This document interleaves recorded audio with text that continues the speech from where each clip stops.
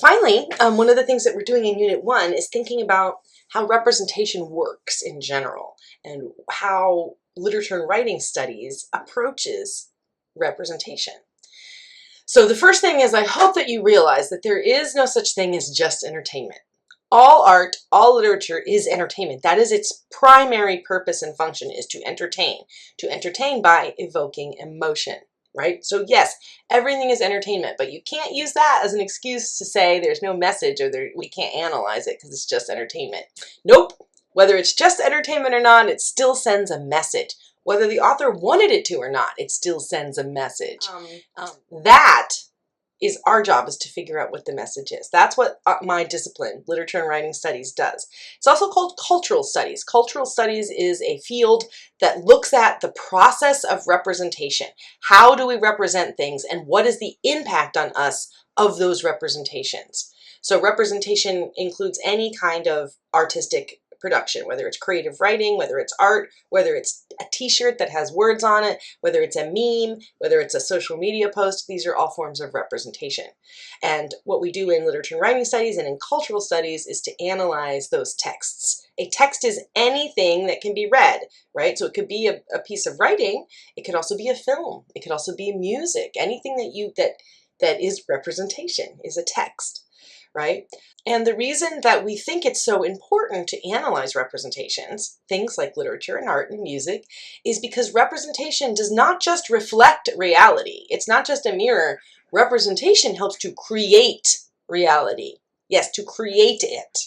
So cultural studies argues that representation does not just present reality, it shapes and creates the world that we live in. When we see things and hear things, we believe those things. Language itself is something that existed outside of us, but in order to think, we have to bring language into us, something that existed before. Language exists before us, right?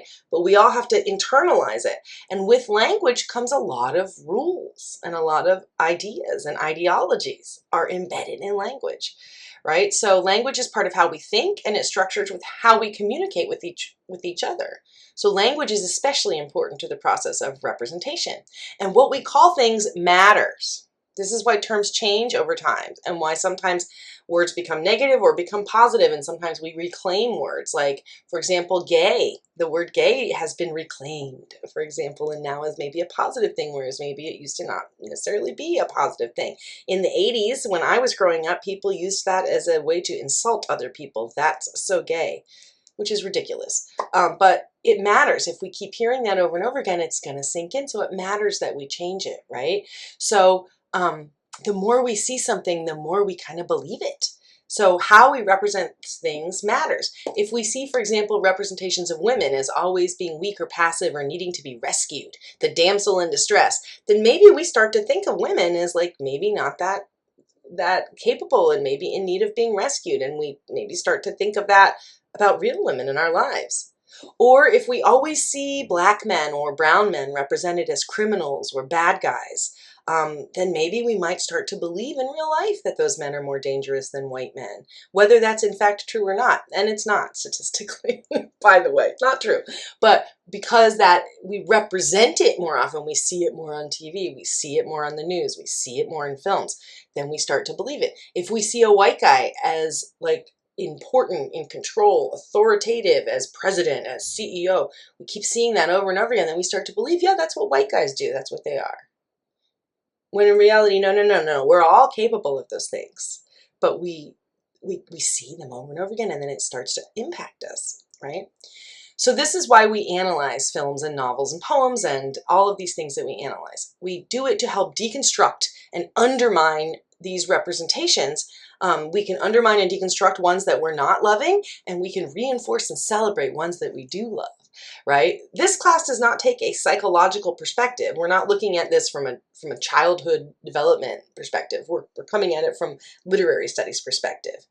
But I do think that we'll agree that if we're getting messages from entertainment, it's probably even more important to think about what messages we're sending little kids, because their brains aren't developed yet. Your prefrontal cortex doesn't finish developing until your mid-20s, right? So kids aren't equipped to do that kind of deconstruction without help from others. They just are going to accept the messages. They're just going to sink in. So this is why it's important to look at these things and just try to offer alternative visions. Like the more things we can see, the more things we can believe. So in this class then, that's what we're practicing in the first unit, is how to do this literary analysis and the assumptions that underlie the way that we think about adaptations. So that's what this unit is for, is to prep us for units 2 and 3, where we're going to do a little bit more reading. So that's where we're at today, and that's what these assignments are designed to do. Lessons 1 and 2 are designed to help you learn how to do this analysis of a text, textual analysis or literary analysis. And lesson 3 is there to get you started on the adaptation theory so that you can understand it. You're going to be working up to a unit assessment that asks you to apply that adaptation theory to these 3 texts that we're reading in Unit 1. And the practice forum and the group chats are there to help you practice those skills and get some ideas. The more we talk and think and hear others' perspectives on a text, the more we understand the text. So the things that you're writing online and talking about with your peers are there to help you get a good grip on things so that when you're ready to analyze it in the unit assessment, you've got a rich understanding of the text to work with. All right, email me if you have questions, but I hope that you have fun this week, and I'm looking forward to see what you do. All right, thanks. Bye.